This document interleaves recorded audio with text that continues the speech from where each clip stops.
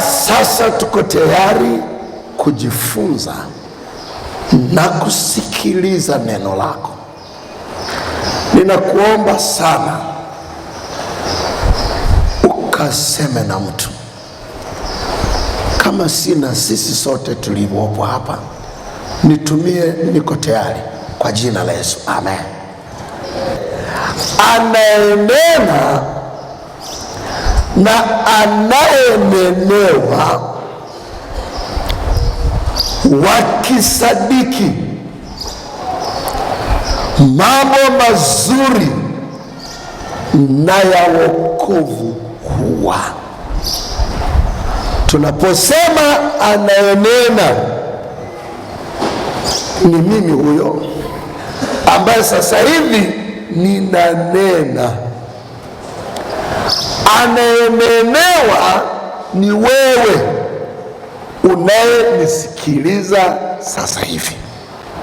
Kwa mimi ninaponena na wewe unaponenewa,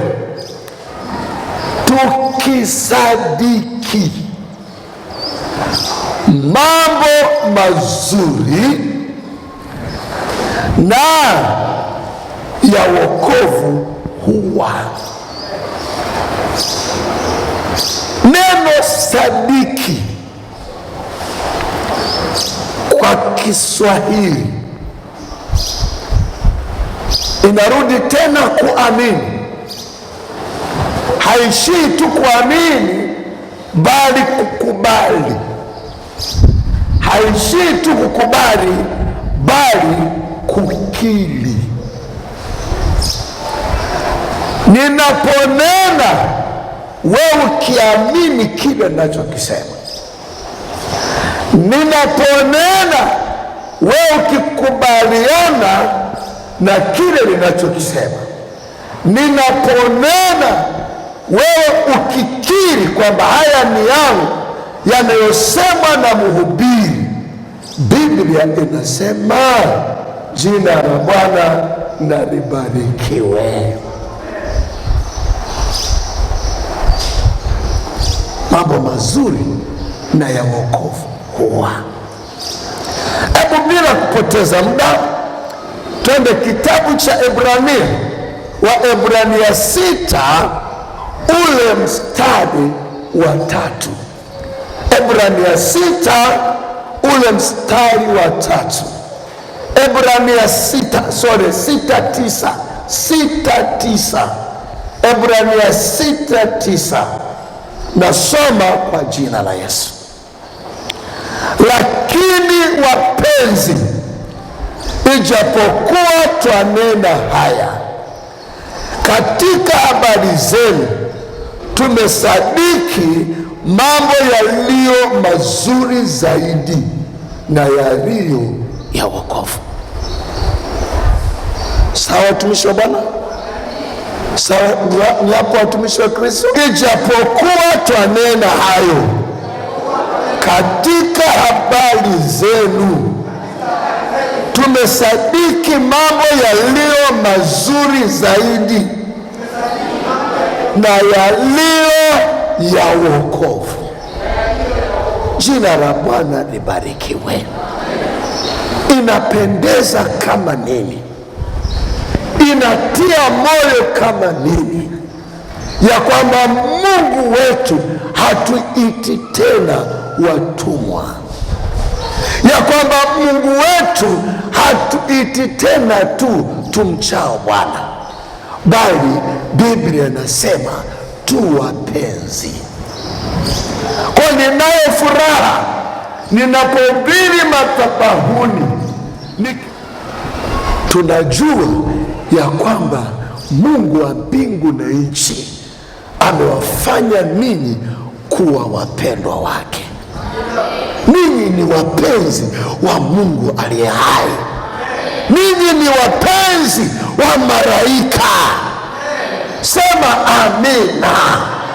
Sasa tunaponena tukijua ya kwamba ninyi ni wapenzi, tunajua mwanadamu anavyojua kumkirimia mambo yaliyo mazuri mpenzi wake, anavyojua kumkirimia mambo yaliyo mazuri mtoto ambaye ni kipenzi chake, kwenye uongozi anavyojua kuwapa vyeo wapenzi wake wa karibu.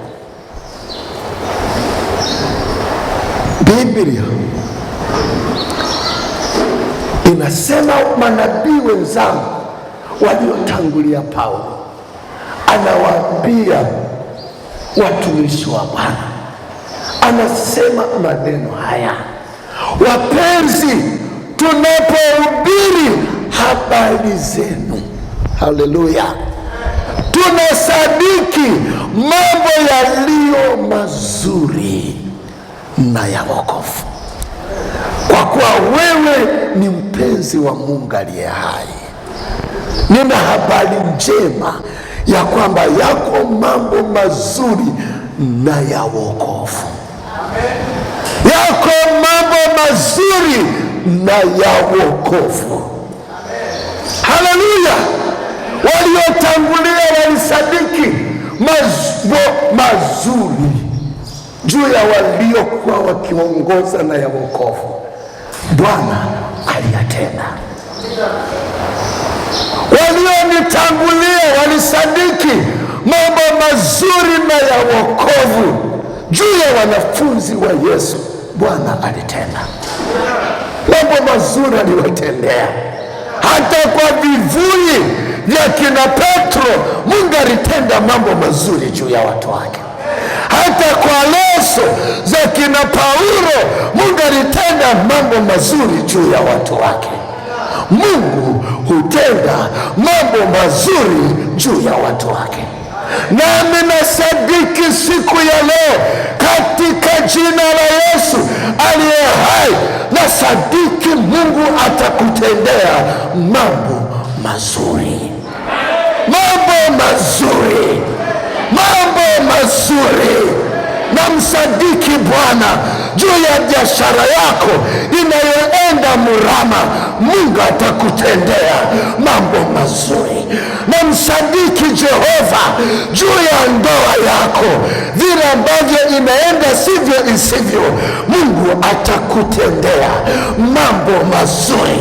Kwa kumeamua kumkiri kwenye masomo yako, kwa kumeamua kumkiri kwenye njia zako, namsadiki Mungu Jumapili ya leo 100% atakutendea mambo mazuri. Mpenzi wa Jehova ambaye umefanyika kuwa mpenzi wa Jehova si kwa vitu viharibikavyo. Amemwaga damu msalabani ili wewe uwe mpenzi wake. Karama saka, jina lake na libarikiwe. Hebu moja piga kelele, sema mpenzi wangu Yesu, mpenzi wangu Yesu. Ninasikia vizuri neno lako linaposema mimi ni mpenzi wako, na kama wewe ni mpenzi wake kupitia damu yake, kupitia neno lake, sadiki mambo ya wokovu kwa jina la Yesu. Sadiki mambo mazuri kwa jina la Yesu aliye hai. Lakini Biblia inauliza swali. Biblia inauliza swali katika kitabu kile cha Isaya. Biblia inauliza swali, Isaya 53:1. Biblia inauliza swali, wewe ndiye mwenye jibu ya hilo swali. Inauliza swali, inauliza swali, na wewe Roho Mtakatifu anakuuliza swali leo. Biblia inasema, ni nani aliyesadiki habari tulioileta, na mkono wa Bwana amefunuliwa nani? Kusikia habari za kuinuliwa kwako ni kitu cha kawaida, lakini kusadiki ya kwamba Mungu atakuinua ni jambo lingine. Kusikia maneno ya Jehova yakabariki roho yako, yakabariki nafsi yako, yakabariki mwili wako ni kitu cha kawaida. Why? Kwa sababu wanadamu hufurahi kusikia maneno mazuri. Maneno mazuri yakihubiriwa na wanasiasa yanafurahisha. Maneno mazuri hata yakisema na jirani yanafurahisha. Maneno mazuri hata yakiongelewa na mtoto wako yanafurahisha. Biblia inatuuliza, nani aliyesadiki? Nani aliyesadiki habari tulioileta? Ninaleta habari njema siku ya leo ya kwamba Bwana atatenda mambo mazuri zaidi zaidi ya hayo ambayo ameanza, zaidi ya vile alivyokuokoa, zaidi ya vile alivyokuita, zaidi ya vile anavyokupigania, zaidi ya vile anavyokutunza. Bwana atatenda mambo mazuri yaliyo ya wokovu kwa jina la Yesu. Wewe ukimsadiki Bwana na mimi nikimsadiki Bwana, Bwana hufunua mkono wake juu ya watu wake. Nani mkono wa Bwana ufunuliwe kwake? Nani mkono wa Bwana ufunuliwe kwake? Nani mkono wa Jehova ufunuliwe kwake? Nani anasadiki habari ninayoileta leo?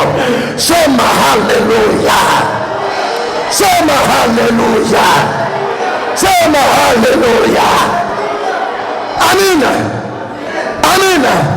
Taweza sikia neno, maarifa yakaongezeka sana, hata tukafikia cheo cha kuwa walimu. Tunaweza tukalisikia neno, tukajaa neno la Mungu. Tunaweza kusikia neno, tukasikia hata kueleza watu wengine, lakini tusisadiki. Biblia nasema, nani aliyesadiki habari niliyoileta? Kama kuna habari niliyoileta, manake katika mtikisiko wa uchumi uliosababishwa na korona, kwa kuwa wewe ni mpenzi wa Mungu aliye hai, sadiki mambo yaliyo mazuri na ya wokovu kwa jina la Yesu aliye hai. Sema amina. Wangapi wanasadiki mambo mazuri juu ya biashara zao, juu ya watoto wao, juu ya uchumi wao? Yakataya, mwambie Jehova nasadiki. Piga kelele mara 3, 1, 2, 3. Nasadiki mambo mazuri na ya wokovu, nasadiki mambo mazuri na ya wokovu, nasadiki mambo mazuri na wokovu. Mara ya 4, kelele zaidi. Mara ya 5, kelele zaidi. Mara ya 6, kelele zaidi. Mara ya 7, kelele zaidi. Katika mambo hayo mabaya, ukisadiki neno ninalokuletea leo, haleluya, haleluya, mambo mazuri zaidi yanakuja juu ya familia yako, yanakuja juu ya maisha yako, yanakuja juu ya watoto wako, yanakuja juu ya masomo yako, yanakuja juu ya baba yako, yanakuja juu ya mama yako. Sisi tunamsadiki Mungu aliye hai kwamba yale yasiyowezekana na mkono wa wanasiasa na mkono wa wanadamu, uko mkono wa Mungu kwetu unaweza ukatusaidia.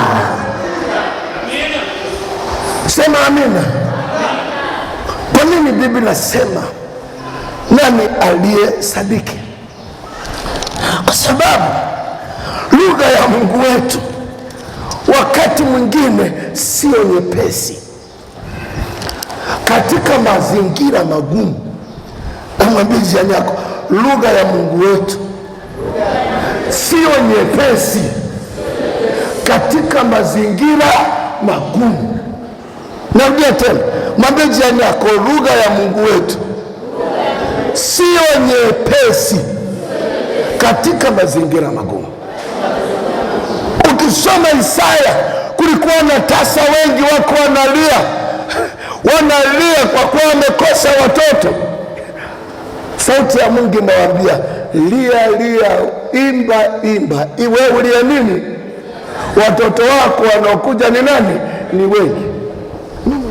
Isikilize lugha hii, Isaya 46:10. Isikilize lugha hii. Bwana anasema, nitangaze mwisho tangu mwanzo,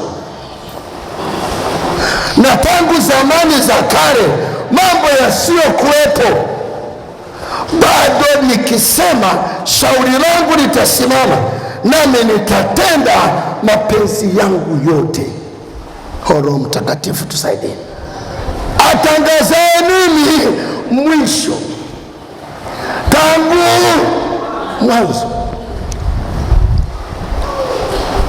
Yani yeye anatutangazia nini mwisho tangu nini, tangu mwanzo. Sasa wewe uko wapi jamani? Mwanzoni anakutangazia kukamata nafasi za nini, za juu. Wewe ndio kwanza unaanza. Mungu wetu asifiwe sana. Amina. Kuna kajina zamani nilikuwa nimekapenda sana, lakini baada ya kukomaa kiroho sikapendi kabisa. Amina.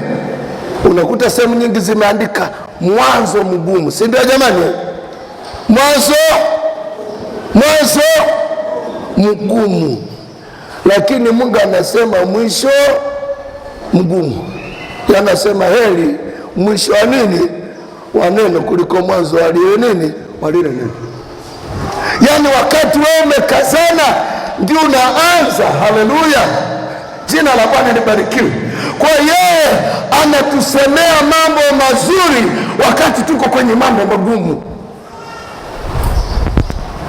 Anatusemea mambo mazuri wakati tuko kwenye kuteseka.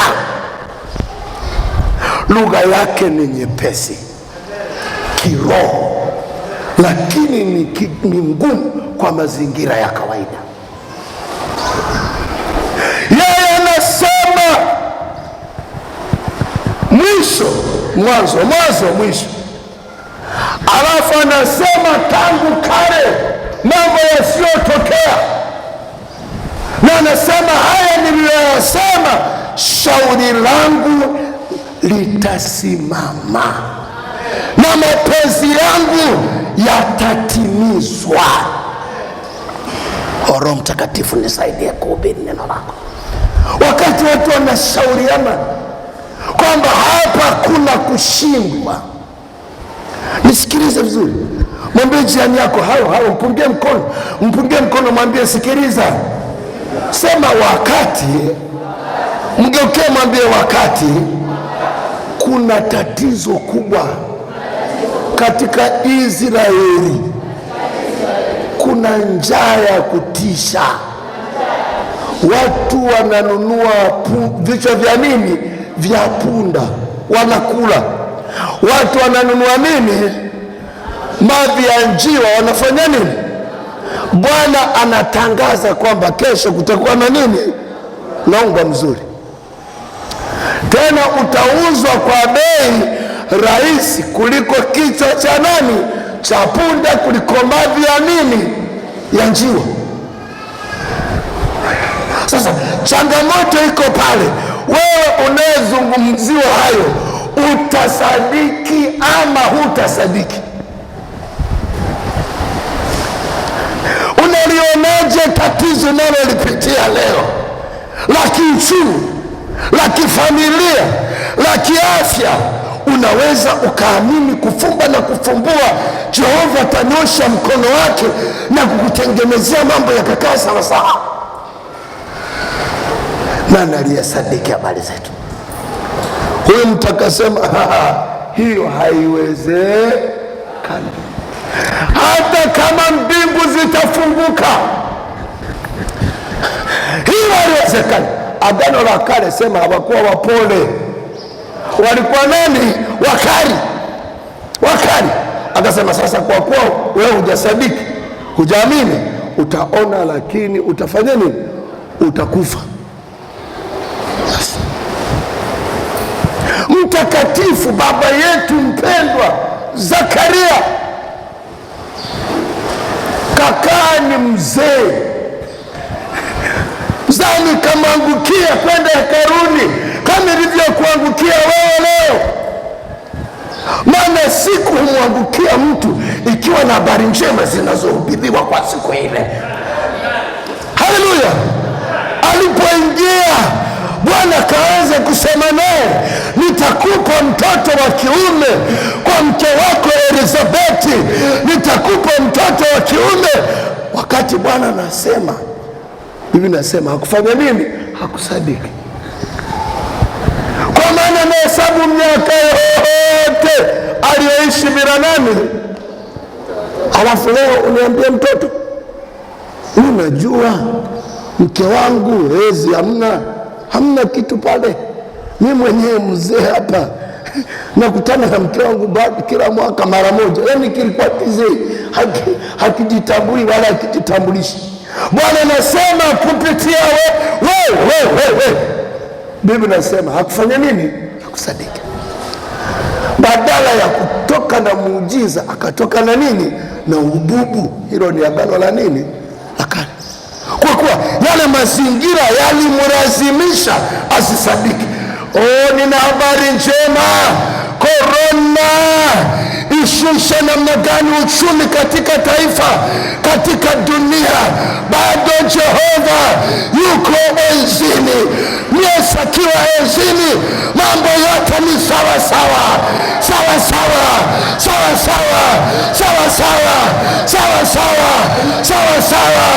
Akarabasaka. Ayubu alisema hata kama mti utakatwa, yako matumaini ya kwamba utachipuka tena. Hata biashara zikikatwa, yako matumaini. Nani aliyesadiki habari tulizozileta kwenu? Nani ambaye mkono wa Bwana umefunuliwa kwake? Pokea mambo mazuri juu ya familia yako, pokea mambo mazuri juu ya ukoo wako, pokea mambo mazuri juu ya kile unalolifanya kwa jina la Yesu. Lakini wote hawa wako tofauti na Yesu. Sema tofauti na Yesu. Yesu akaenda kwenye mji wake mwenyewe, akahubiri neno la nani? Neno la Mungu kwenye ule mji. Biblia inasema wengi hawakufanya nini? Hawakumsadiki. Mwambie jana, kwa nini hawakumsadiki? Kwa sababu walikuwa wanamjua dada yake. Amina. Kwa sababu walikuwa wanamjua nani? Mama yake. Sema by the way. Nakapenda ako sema by the way.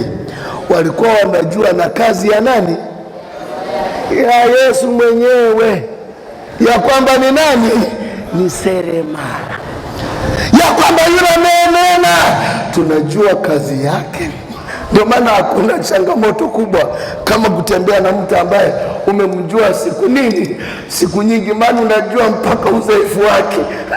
Kwa lile linenalo kulisadiki ni mtihani mkubwa sana, unahitaji kujaliwa na Mwenyezi Mungu. Ndio maana wakati mwingine injili kama hii inapohubiriwa, ukikuta mawazo yanashindana ndani, wewe kusema tu Bwana nijalie leo na mimi nisadiki.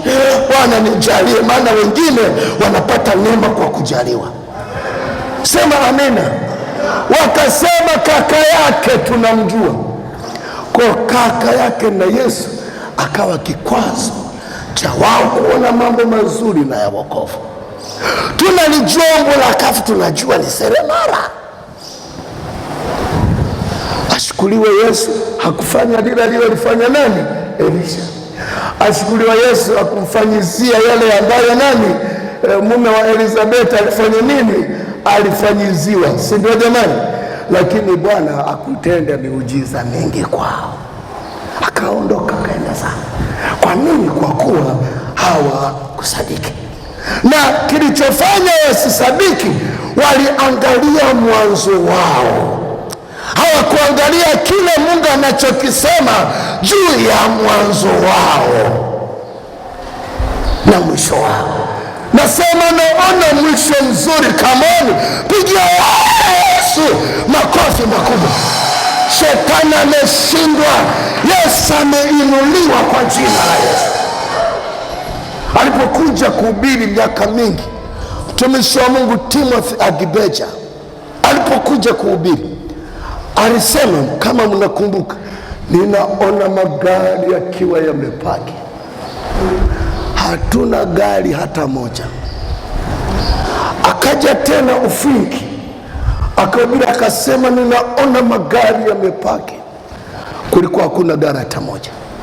Angalau kwenye unabii wa Ufinki ndio tukaanza angalau na gari moja. Amina. Ilikuwa inaitwa Dayu ya Mzee Malali, ndio ikawa ikipaki hapo mtaa mzima. Nikipita nasema nje gari linapaki. Hatukujua leo yatapaki hivi yaliyopaki. Wakati anasema tuliona na tusumbua, yeye tuambie tunamalizaje kanisa, haya anayosema yatuhusu. Kumbe yalikuwa yanatuhusu, maana Bwana husema mwisho kuliko mwanzo, na huo mwisho unatimia kwa jina la Yesu aliye hai. Haleluya, haleluya. Wakati anasema hayo, siku moja nilikuwa na paki baskeli yangu nje ya kuazima,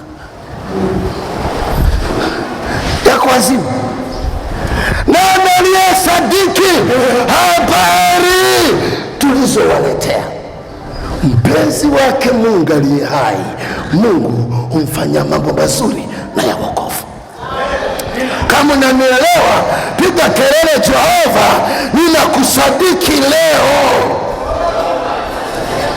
Wakati Mungu wetu anawatoa wana wa Israeli kule Misri, anawasemesha maneno haya. Kutoka 34 ule mstari wa 10. Kutoka 34 ule mstari wa 10. Kutoka 34 ule mstari wa 10. Umefika hapo na niruhusu kusoma. Biblia inasema, tazama nafanya agano mbele ya watu wangu wote. Narudia tena, tazama nafanya agano mbele ya watu wangu wote, nitatenda miujiza ya namna isiyotendeka katika dunia yote, wala katika taifa lolote, na watu wote ambao wanakaa kati yao wataona kazi ya Bwana, kwa maana ni neno la kutisha nilitendalo. Ukisoma kutenda kumejirudia mara 3. Nitatenda, nitatenda, nitatenda. Umepaona hapo watumishi wa Bwana? Umepaona hapo watumishi wa Bwana? Mtu sema amina. Bwana anasema nitafanya agano mbele ya watu wangu wote. Kamata hilo wote, nitalisemea kidogo. Sema mbele ya watu wangu wote. Ninafanya nini? Agano mbele ya watu wangu wote. Anasema ninafanya agano gani? Nitatenda miujiza. Manake watapanda vichache, watavuna vingi. Nitatenda muujiza, nitatenda muujiza. Roho Mtakatifu utusaidie. Biblia inasema na hiyo miujiza nitakayoitenda juu ya watu wangu haijawahi tendeka duniani. Watumishi wa Mungu, dunia ina mbwembwe zake, dunia ina miujiza yake, ina miujiza yake. Lakini Mungu anasema kwa watu wake atatenda miujiza kuliko miujiza yote iliyotendeka duniani. Nani anasadiki Mungu kumtendea miujiza? Haleluya! kuliko iliyofanyika duniani.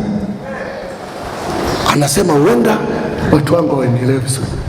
Anasema nitatenda miujiza ambayo haijawahi fanyika katika taifa lolote. Nasema kwenye changamoto kubwa ndipo Mungu hutenda miujiza kuliko mahali pasipo na changamoto. Ulio na changamoto ni saa ya kumsadiki Jehova. Kutenda miujiza ni kubwa juu ya changamoto zako, kwa kuwa wewe ni mpenzi wa Mungu kupitia damu ya Yesu Kristo aliye hai zako. Msadiki Bwana juu ya mambo yako. Jumapili ya leo piga kelele, Bwana ninakusadiki, nakusadiki. Piga kelele mara 7, 1, 2, 3, ya kwamba mambo ya kushangaza yatakwenda kutokea. Baba, nakusadiki juu ya projekti ya familia yangu iliyoko pale Mbezi, kwa nitatenda miujiza isiyokuwa ya kawaida, isiyokuwa ya kawaida. Bwana, nakusadiki juu ya watoto wangu waliovioni. Amina. Nasoma hapo kwa jina la Yesu. Yeye atakapokuja ili kutukuzwa katika watakatifu wake na kustajabiwa, hebu tuseme katika wote, tuseme katika wote waliosadiki katika siku ile, kwa sababu ushuhuda wetu ulisadikiwa kwenu. Kwa hiyo twawaombeeni ninyi siku zote, ili Mungu wetu awahesabie kuwa mmestahili kuitwa kwenu, akawatimiza kila haja ya wema na kila kazi ya imani kwa nguvu. Wote tumalizie kwa pamoja, tuseme jina la Bwana Yesu litukuzwe ndani yenu, nanyi ndani yake, kwa neema ya Mungu wetu na Bwana wetu Yesu Kristo. Sema amina. Mungu huwa anatembelea watu wake. Mungu huwa anawajiria watu wake. Biblia inasema wote wanaosadiki, wote wanaosadiki, wote wanaosadiki. Bwana anasema atawatendea kazi za wema. Roho Mtakatifu nisaidie, Roho Mtakatifu nisaidie. Wote wanaosadiki. Wangapi wanaamini, wana agano na Mungu aliye hai? Punga mkono juu kama na agano na Mungu aliye hai. Tunalo agano katika Kristo Yesu. Biblia inasema kipindi cha agano la kale Mungu alifanya agano na Israeli kwamba nitakuwa mume wenu, amina, nitawashika kwa mkono. Lakini siku hizi amefanya agano na sisi, kwa kuwa ameandika sheria ndani yetu na amemweka Roho Mtakatifu ndani yetu. Bwana asifiwe, Bwana asifiwe. Anatutahadharisha, anasema wanangu, nimewaita, ninataka dunia yote iseme wamestahili hawa. Nimewaita, nataka kila taifa lione wamestahili hawa. Nimewaita, nataka watu wote waone wamestahili, maana nitatukuzwa ndani yenu na ninyi mtatukuzwa ndani yangu. Ili Bwana tukuzwe, lazima tuone mambo mazuri juu ya familia zetu, waone mambo mazuri juu ya ndoa zetu, waone mambo mazuri juu ya watoto wetu. Sadiki hayo, Bwana atatukuzwa ndani yako, nawe utatukuzwa ndani yake. Hebu moja sema, Bwana Yesu, nataka nitukuzwe ndani yako, na wewe utukuzwe ndani yangu. Unajua wakati mwingine kwenye kazi zetu wanasema yuko wapi Mungu wako? Ndivyo alivyomuuliza Daudi. Yuko wapi Mungu wangu? Mara nyingine kwenye familia zetu wanasema yuko wapi Mungu wetu? Mungu akisadikiwa, haleluya, ulitakasa jina, ulitakasa jina, ulitakasa jina. Mwisho wako Bwana atalitakasa jina. Hata kama unapita kwenye matatizo, hata kama Gogu wa Magogu atainuka juu yako yote, msadiki Mungu katika mambo yako. Mungu anaweza.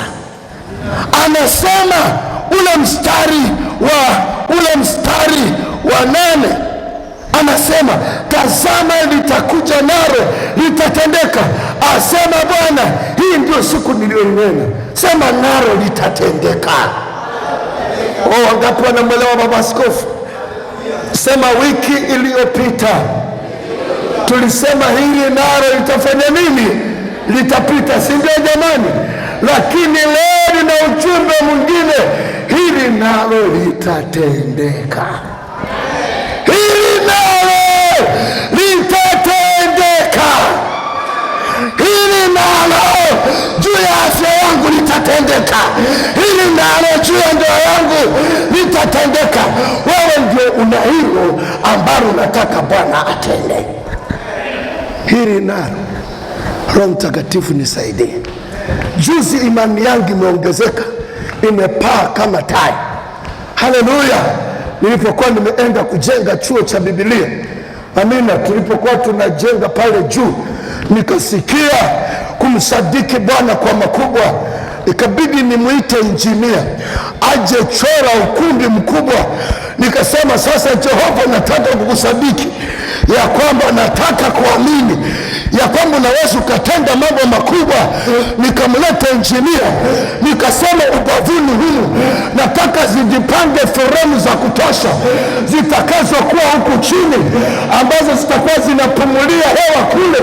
Nikasema nataka hapo juu ghorofa kubwa litendeke, ambalo hilo ibada zitafanyika pale mahali pamoja na chuo cha Biblia. Nikasema hapa nataka hivi. Nikamsadiki Jehova ambaye sikuomba milioni 5.5. Nilipoanza kukiri zikaanza kuletwa. Sikuomba 50,000 kwa yule aliyekuwa mbii. I believe, I trust in our God. Ninamsadiki kwa mambo makubwa, kwamba kama litenda hili tukiwa 30, la chuo anaweza katenda mara 100, kwa sababu tunajua alikotutoa. Leo tuko kwenye nyumba zetu. Wakati tunajenga kanisa hili hatukuwa na nyumba, hatukuwa na usafiri, hatukuwa na pesa, hatukuwa na vyanzo. Alitusaidia. Tunamsadiki tena ya kwamba atatenda. Atatenda. By the way, ule uwanja tukununua ni yeye ametupa. Yesu apigiwe makofi ya shangwe na vigeregere. Kunja nguvu yako, sema hili nalo, hili nalo ninaloliwaza kwa ajili ya watoto wao. Hili nalo, kama Bwana alivyotenda mambo mengine, yanakuja mambo mazuri zaidi. ABC yanakuja mambo mazuri zaidi. Wazee wangu wa kanisa, yanakuja mambo mazuri zaidi. Mabinti zangu, yanakuja mambo mazuri zaidi. Yanakuja mambo mazuri zaidi, nayo yatatendeka. Yatatendeka. Haijalishi unajisikia kiasi gani umetiwa kwenye biashara zetu na wenye ndimi chafu, na mara nyingine ndimi zetu zinenena yasiyofaa, litatendeka kwa jina la Yesu. Pigia Yesu makofi ya shangwe. Unataka tuombe? Tuongozwe na andiko hili, 2 Timotheo 1:12. Tuongozwe na andiko hili, 2 Timotheo 1:12. Nasoma kwa jina la Yesu. Kwa sababu hiyo nimepatikana na mateso haya, sitayariki, kwa maana najua yeye niliyemwamini na kusadiki kwamba aweza, haleluya, kukirinda kile nilichowekewa amana. Mateso tunayopitia ni ya nini? Ya kawaida, yasituzuie kusadiki Bwana anaweza. Simama kwa miguu yako. Bwana yakatakataka bababosa kata ya mama anaweza, anaweza, anaweza. Aliyekujalia kwanza msingi wa nyumba yako uliyoianza atatenda mazuri zaidi kukamilisha huo msingi kwa jina la Yesu. Aliyekujalia kuweka tofali moja baada ya nyingine kwenye nyumba yako ulionayo anaweza akatenda mazuri zaidi ukapiga bati kwa jina la Yesu. Aliyekusaidia kuwekeza, aliyekusaidia kuwekeza kwenye mifugo, kwenye kile na kile na kile na kile, anaweza katenda mambo mazuri zaidi kuliko kile ulichowekeza kwa jina la Yesu. Anaweza. Aliyekupa mume, aliyekupa mke, aliyekupa watoto ukamshangilia, anaweza kafanya mambo mazuri kuliko haya aliyoyafanya juu yako kwa jina la Yesu. Anaweza katenda mazuri zaidi ukimsadiki leo. Anaweza katenda mazuri zaidi. Yule aliyekutoa kwenye shimo la uharibifu alimwambia Daudi, mwanangu, nilikutoa kwenye kulalia ngozi. Anaweza kafanya mazuri zaidi, anaweza kafanya mazuri zaidi. Koramakataya ramasekerema kaporobokoterebaka yamorobo shaka, anaweza kafanya mazuri zaidi.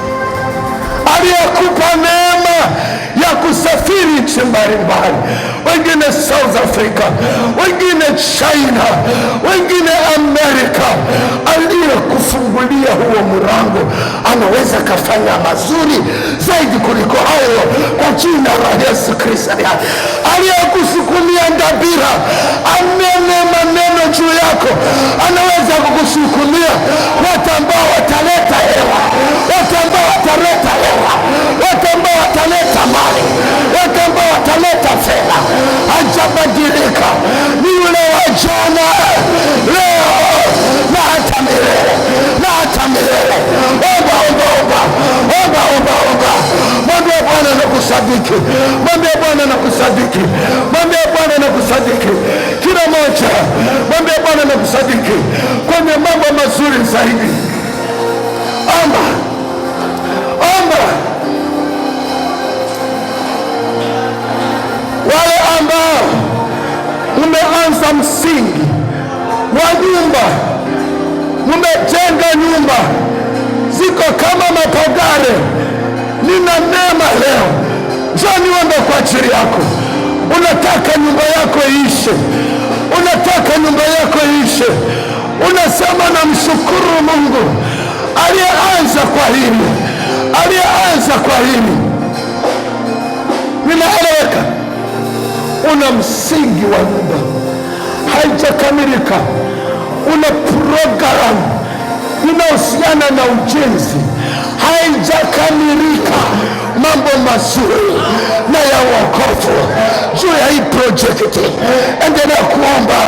Nitakuwa namuulizia Bwana amtembelee kila mmoja wenu, ataweka ushuhuda ndani ndani ndani ndani ndani ndani ndani, katika jina la Yesu. Baba, ninakuomba jitukuze ndani.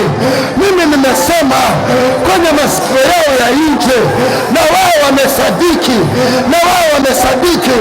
Sasa naomba ndani, weka ushuhuda ndani, fungia. Ukitenda mema yaliyo mazuri hatua kwa hatua, ni maombi yetu vile amekusadiki, tende njema utaikamilisha. Tena imeandikwa, Yerusalemu, umeanzisha kazi, utazikamilisha. Mwanamke huyu amekusadiki. Mungu mkuu uliyefanya mazuri mengi juu yake, kwa kadiri ya shuhudiavyo, kwa kadiri ya semavyo, tunaomba kamtendee. Tigo muombee kwa jina la Yesu, ambaye na wewe una mzigo juu yake, usimwekee mkono kibega yake kwa nyuma, kwa jina la Yesu. Tujiringe, tusikumbatiane, mshike kwenye mabega kwa jina la Yesu. Usimkumbatie, usitazamane naye uso kwa uso, mwekee kwenye mabega. Kumbuka bado tunapambana na korona, mwekee kwenye mabega nyuma, usimwekee mbele. Tamka baraka, tamka baraka, tamka kuinuliwa, tamka kufanikiwa kwake, in Jesus name, kwa jina la Yesu. Mambo mazuri zaidi juu ya wana ABC na sadiki, mambo mazuri zaidi, mambo mazuri zaidi, pokea mambo mazuri zaidi, in Jesus name. Ikatakata mambo mazuri zaidi kwa jina la Yesu, mambo mazuri zaidi na ya wokovu, mambo mazuri zaidi na ya wokovu. Ninatabiri mambo mazuri na ya wokovu, mambo mazuri na ya wokovu, mambo mazuri na ya wokovu, mambo mazuri na ya wokovu.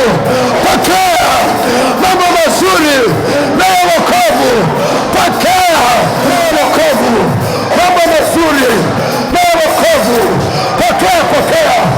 Roho analitembelea kanisa, Roho analitembelea kanisa. Roho Mtakatifu anagusa kanisa, anagusa kanisa. Roho Mtakatifu naye anatembea, naye anatembea, naye anatembea kwa waliosadiki mambo yaliyo mazuri na ya wokovu. Roho Mtakatifu Mwokozi wetu.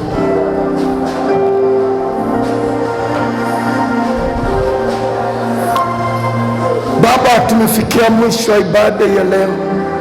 Ukawe pamoja nasi wiki mzima, tukakutane na neema pamoja na rehema zako, kwa Yesu Mwokozi tuseme amen.